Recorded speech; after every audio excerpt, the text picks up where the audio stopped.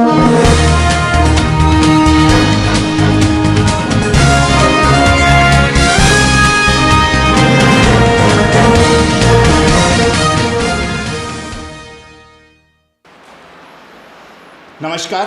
आप देख रहे हैं खबर तेलका के खास प्रोग्राम में आज हमारे साथ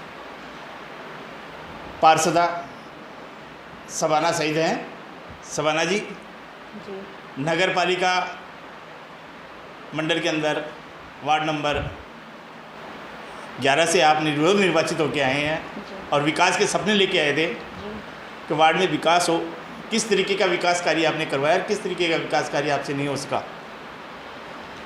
मैं शबाना सैयद वार्ड नंबर 11 की निर्विरोध पार्षदा हूँ। मेरे को लोगों का असीम प्यार और सम्मान मिला। उन्होंने मुझे निर्विरोध चुना, उसके लिए सर्वप्रथम मैं उनको बहुत धन्यवाद देती हूँ।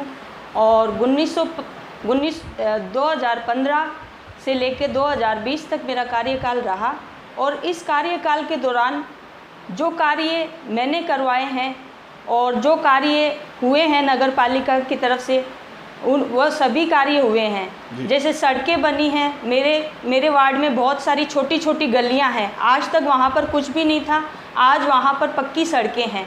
और पानी की भी सप्लाई सुचारू रूप से होती है, सफाई है सुचारू रूप से हैं, एलईडी लाइटें हैं सुचारू रूप से हैं।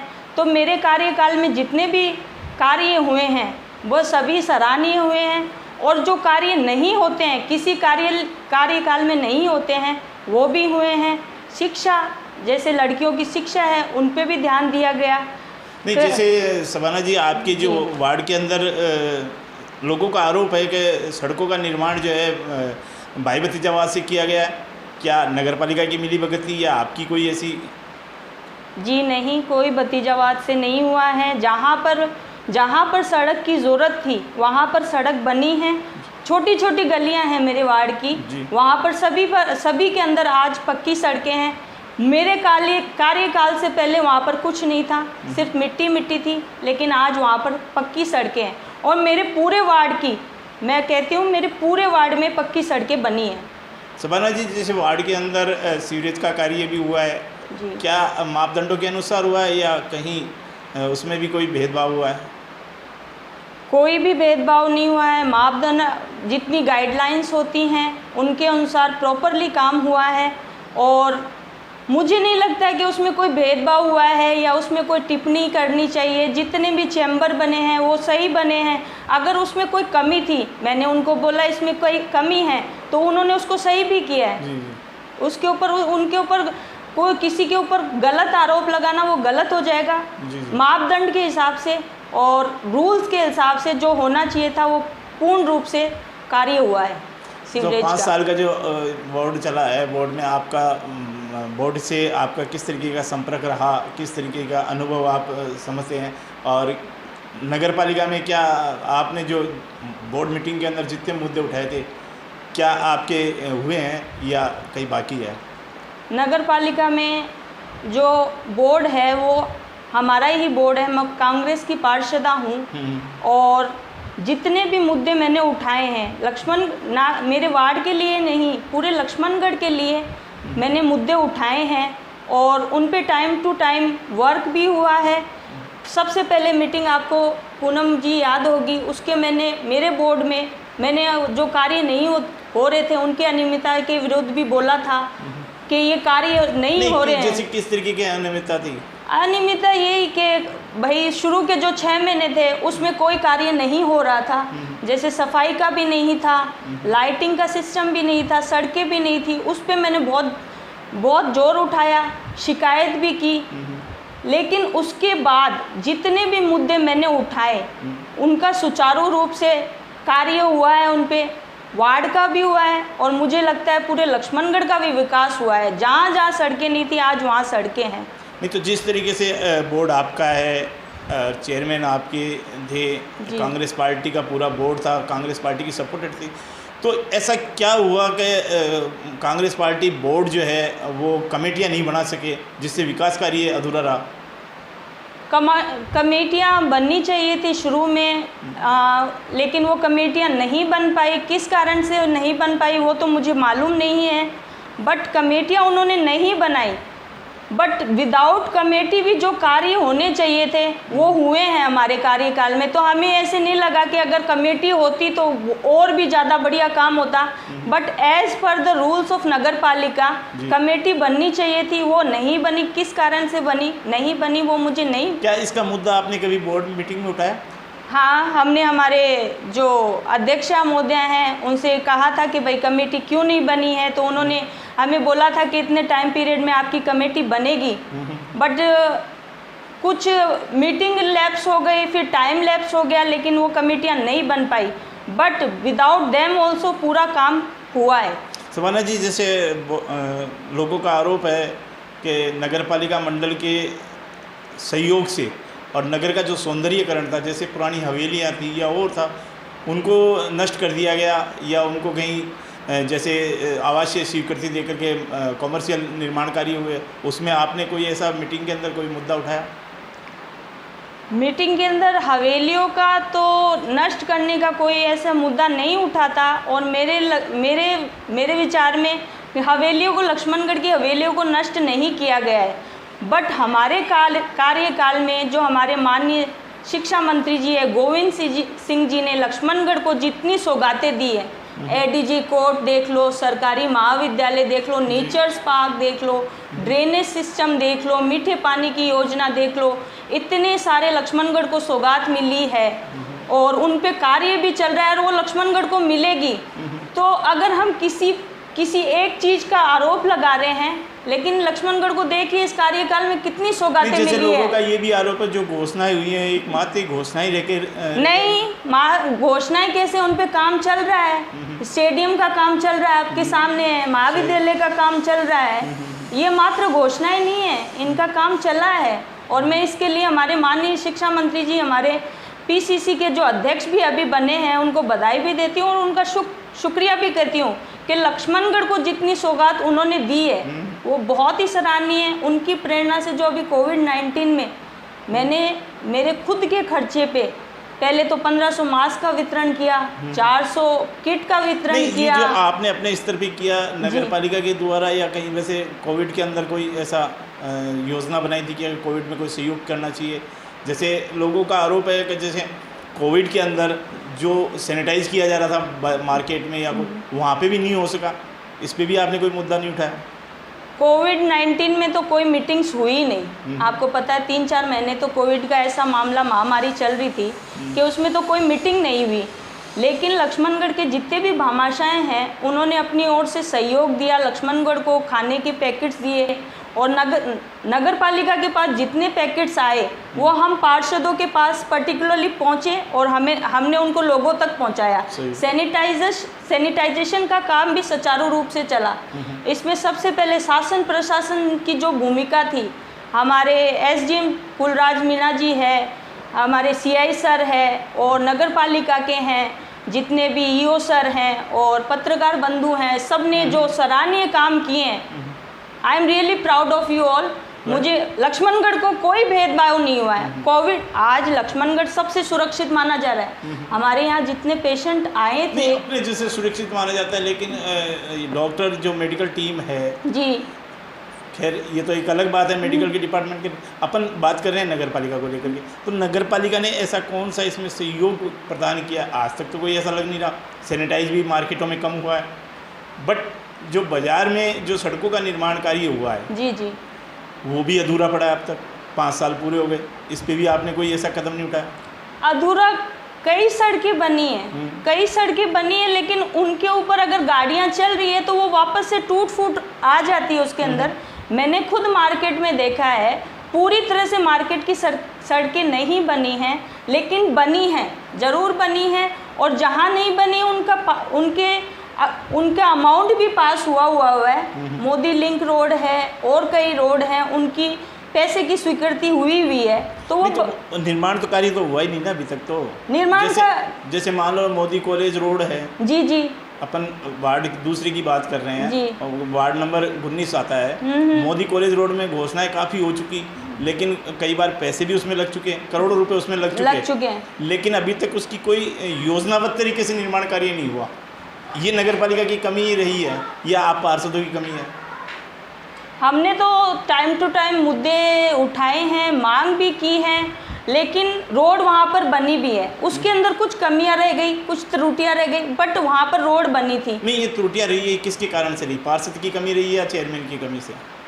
अब इसके अंदर तो हम जो कॉन्ट्रैक्टर है उसका भी मान सकते हैं। आप सिर्फ नगर पालिका के क्यों मान के चल रहे हो?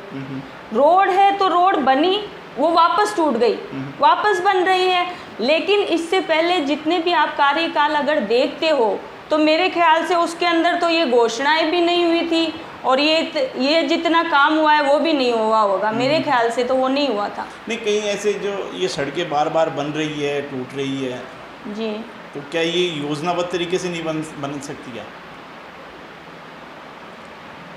एनीथिंग और एवरीथिंग, कोई चीज़ स्टेबल नहीं होती पूनम जी। मैं आपको कहती हूँ कुछ भी स्टेबल नहीं है, बट कार्य हुए हैं, योजनाबद्ध तरीके से भी हुए हैं। कुछ एक आध उसमें अगर त्रुटि रह गई तो शायद उस कमी की वजह से वो टूट गई होगी, लेकिन वो वापस बनती है।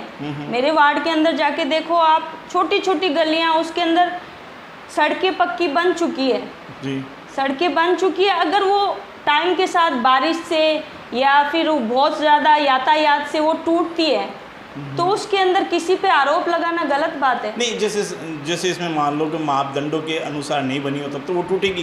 भाई सड़कों पर वाहन चलते हैं वो तो एक अलग बात है, वाहन तो चलेंगे इसीलिए सड़क बनती है, लेकिन वो बिना मापदंडों के बनना वो भी एक खामी है।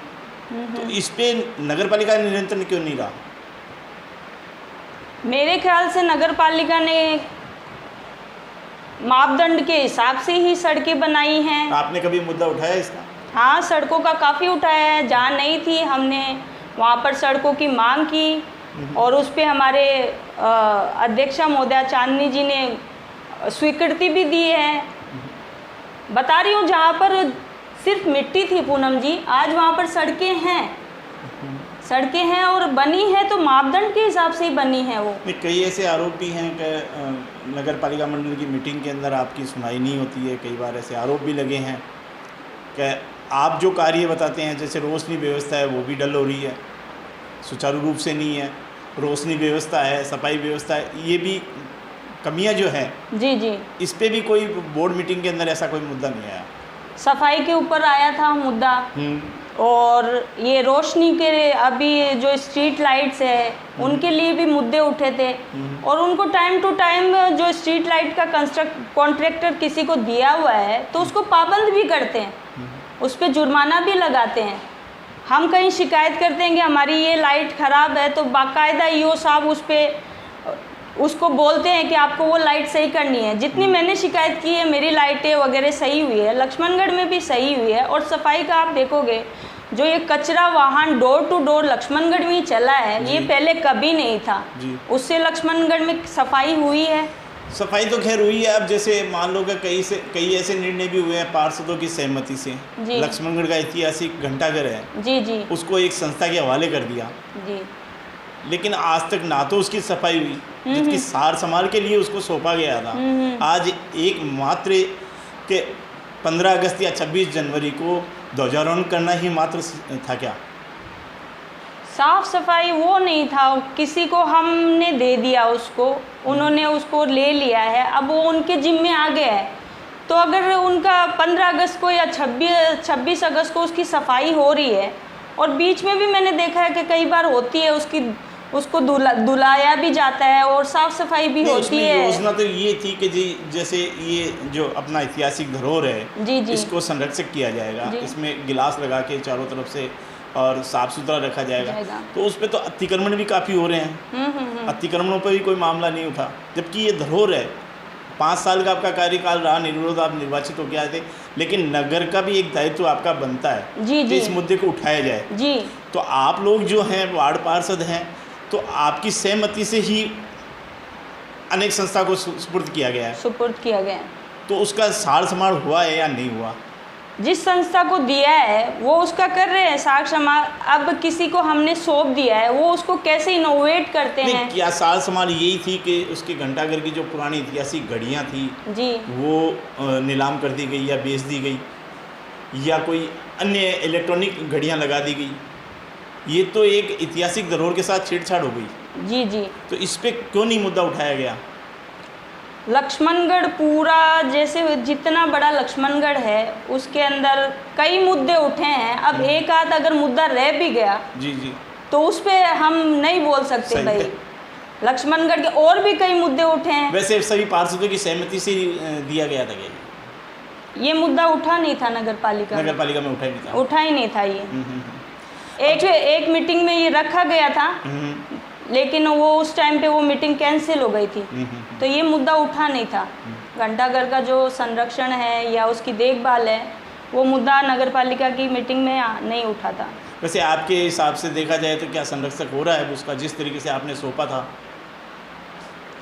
जिस हिसाब जैसे हमने उसको सौंपा था वो आज उसी हालत में है। उसमें तो उसका कोई संरक्षक नहीं हुआ, उसका कोई संरक्षण बदलाव नहीं नहीं हुआ, हुआ, इनोवेशन नहीं हुआ उसके अंदर, नहीं हुआ। उसमें साफ सफाई उसकी हुई। वो मतलब ये देखा जाए साफ तौर से 5 साल के कार्यकाल के अंदर कि अपनी जो धरोहर है उसको भी अपन सुरक्षित नहीं कर पाए।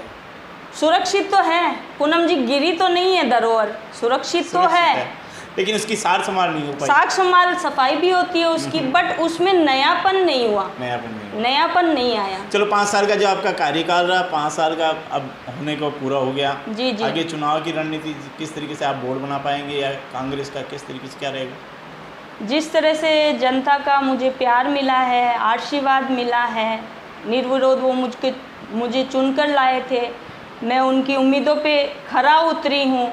अब सारा ये तो वक्त बताएगा, जनता का प्यार बताएगा, लेकिन मैं जनता से एक पूनम जी ये अपील करना चाहती हूँ, जब वो पार्षद चुने तो किसी के अभाव में ना आके चुने, पढ़े लिखे पार्षद को चुने। आप भी कह रहे हो कि नगर पालिका में ये मुद्दा नहीं उठा, अगर पार्षद पढ़ा लिखा होगा, उसको उसकी नगर पालिका की जो जितने भी एजेंडे हैं। इस बार तो सारे पार्षद ही शिक्षित आए थे। शिक्षित आए थे, शिक्षित आने के बावजूद भी ऐसा काम हुआ है नहीं। जैसे कई मुद्दे ऐसे थे, जैसे सीवरेज वाला है जी, उसमें बिना मापदंडों के कार्य हुआ है, सड़कों का निर्माण है बिना मापदंडों के हुआ है, और घंटाघर जो था अपने नगर की एक मतलब ऐतिहासिक धरोहर है, उसका भी इस तरीके से नहीं हुआ, योजनाबद्ध तरीके से नहीं हुआ, योजनाबद्ध तरीके से। तो ये एक शिक्षित का तो कोई मामला ही नहीं है इसके अंदर। शिक्षित अब रहा पार्टी का, तो पार्टी अब किस तरीके से आपका बनता है? शिक्षा जो है, अगर आप मेरा लेते हो, शिक्षा लेते हो, और भी पार्षद हैं शिक्षित है, तो जितने नगर पालिका में एजेंडे उठे हैं उनको समझ में आया है कि क्या चल रहा है। एकदम से ऐसे नहीं हर चीज़ के लिए हाथ उठा दिया, ठीक है भाई ये भी ले सकता है उसका। चलो, ये थे हमारे साथ वार्ड नंबर 11 की पार्षदा शबाना सईद। अगले बार नई शख्सियत के साथ फिर मुलाकात करेंगे।